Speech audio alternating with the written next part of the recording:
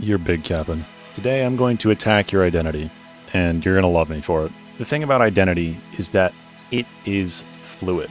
It is constantly ever changing, right? It's always on the move. You can't ever quite pin it down, especially if you have ADHD. We have such a short context window for time, like we have the RAM of a Commodore 64, like we can't remember that much. And so when you have ADHD, there's this strange phenomenon where we as people tend to have this weird, almost imposterish feeling where it's like we look back and we can't quite tell who we really are. Because you look behind you and it's like all these different interests that like peaked randomly, and it's just kind of like no rhyme or reason. There might be some patterns that you can see, but it's just like, man, who the hell am I? You know, it just seems kind of random when you look back. You don't really have such a set identity as other people when you have ADHD because you are motivated by desire and interest, and you are constantly doing new things. Your default mode network of your brain is constantly giving you new ideas, new things to obsess over, new things to enjoy, like new hyper-focused interests, new special interests, things that you're going to hyper-focus on for the next like month and then drop. And now here's the interesting part. If identity is fluid, well, what is identity actually made of? Identity is completely made up of conclusions that you have drawn about yourself. They're just things that you believe about yourself that have stuck around. And so I'm about to make the claim that changing your identity is actually just as easy as getting yourself to believe something different about yourself, getting yourself to draw a different conclusion about yourself. Because think about it. If your identity is just this like mental lattice work of conclusions and ideas and beliefs and thoughts that you think about yourself, that you think are true, you as a very biased being, I'm going to say that as well, like you're extremely biased. And so what that can tell you is like, oh, my identity is basically just a bundle of beliefs. And because of this, you probably know that your beliefs change over time. And it's actually pretty easy to change a belief. All you have to do is introduce new truth. Your thoughts aren't real. Your identity isn't real. It's just this ever-fluent thing that your ego holds on to feel secure and safe. There are ideas that you want that are intense and meaningful to you that you are going to decide, I'm keeping this for a long time. But at any given point in your life, you could just say, oh, you know what? That's not important to me anymore. And you could just change and it'd be okay. And so like, if you feel like you're not where you want to be, maybe you don't feel like a winner. And maybe the reason you're not winning is because you don't feel like a winner. Because you're telling yourself, I'm not a winner. Oh, I'm trying, but I have ADHD. I'm struggling. It's hard. I got all these things going on against me. It's like, you could just stop believing that and start believing I'm a winner. You could just stop believing XYZ and start believing I'm an executor. I embody gradatim ferociter. I embody step by step ferociously. I embody the contrast between peace and going and getting the thing. You can believe that you can get all the things you want, that you can be the person who is smart enough, capable enough, and able through the power of something that we know is very, very, very powerful because it's created all of human society, problem solving. You just pick up the troubleshooter hat and say, okay, here's my identity today. I'm a troubleshooter. I'm good at solving problems. And guess what? If you have ADHD, you are, because your default mode network is the possessive part of your brain when you have ADHD. It's good at creative problem solving. That's what it is. When you have ADHD, you're almost inherently better at this. And so there is a way out. You just have to align with this. You have to creatively solve the problems to get what you want. And if you truly believe in that, if you truly believe that you're the person who will do that, all of your behavior stems from your identity. Seriously, a lot of people think it's the other way around. A lot of people live a life where their behavior confirms their identity, but that's not how it works. If you change your identity, your behavior will also start to change. If you change your beliefs about who you are, then how you act is going to change. And the reason why is because your brain, your ego, all it does is confirm your identity. That's what your ego does. And so your ego literally cannot stand it if you're acting out of alignment of your identity, unless you have cognitive dissonance. But if you love the truth, then this should be revealed. During self-evaluations, you should come to be able to see this, where it's like, there's a discrepancy here. I say I'm a winner, but I'm not doing anything. And like that should be alarming, where it's like, oh, so that just makes you a liar.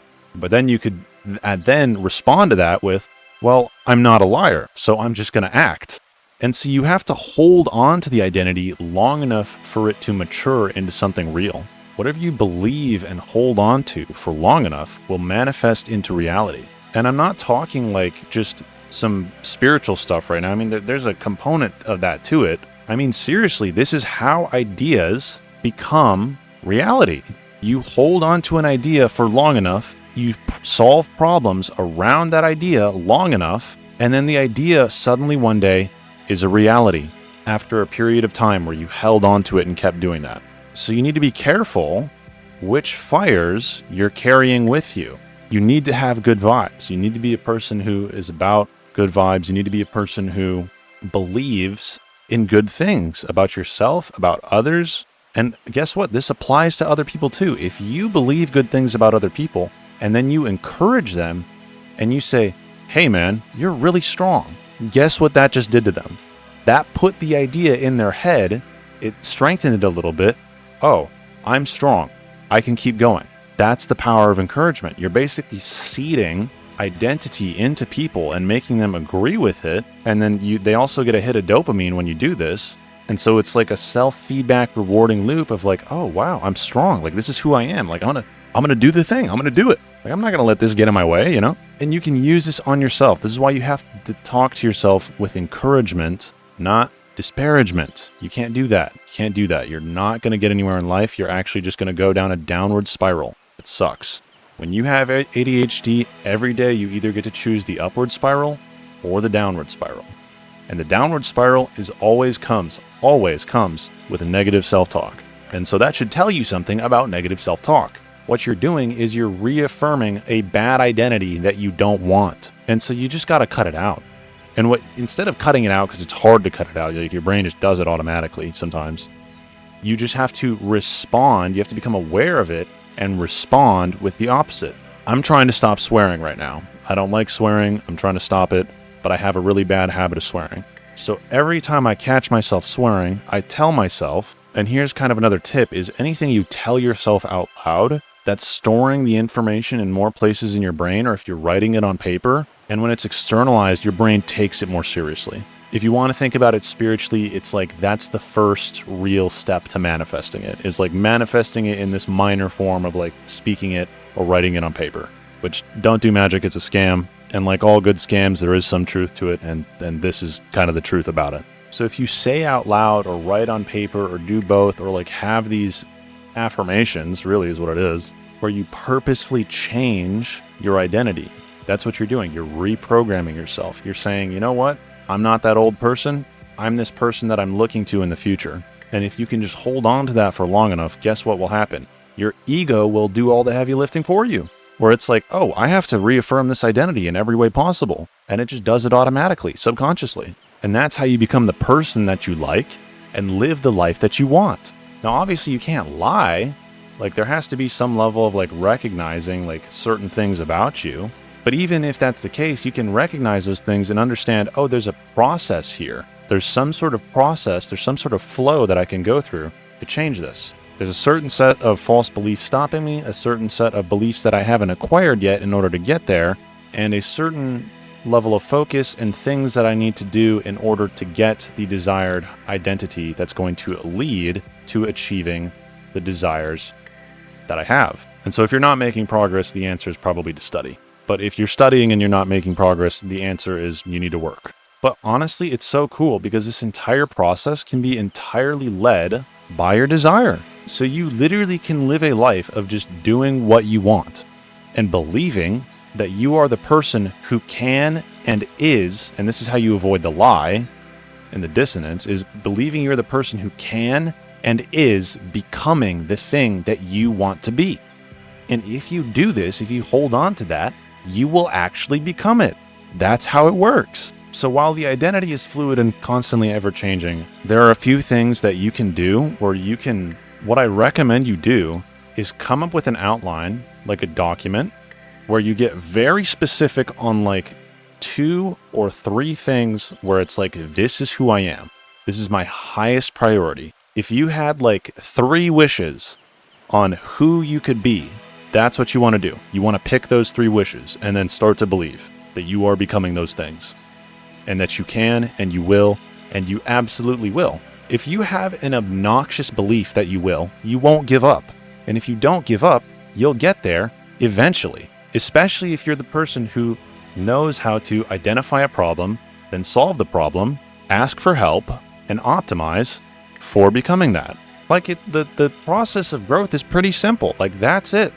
That's the whole thing. You can rewind the video, write that down in notes. That's the whole thing. That's the entire process. So you just have to spam that. Your belief is the thing that is going to determine whether or not you actually do it. Because if you don't believe, you're not going to do it. If you don't believe you can become an astronaut, you're never going to. So my recommendation for you is that you get a list of these 3 wishes, these 3 genie wishes, and then guess what? You're the genie. You're going to make it happen.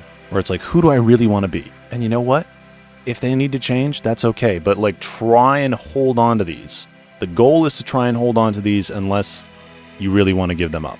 I absolutely just believe that people should live a life doing what they want, so long as it's not hurting others. And in fact, I would make that your highest priority wish. And I'll tell you the wish that everybody should have is I'm going to be a moral person. I'm going to be a positive influence on everybody and myself. I'm going to be a person who it's like I come into the room, things change for the better for everybody. If you hold on to that for long enough, and if you care about that long enough, and if that's a part of your identity that your ego is trying to affirm, then you're going to become a better person for you and everybody else.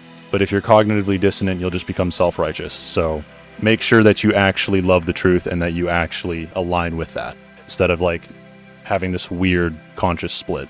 All right, I'm way over time. Thank you guys so much for watching. If you like this video, go ahead, like, comment, subscribe, juice up the algorithm so that it gets out to more people and so you can get more content like this.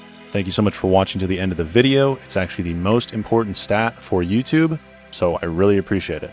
Thank you. Go become yourself.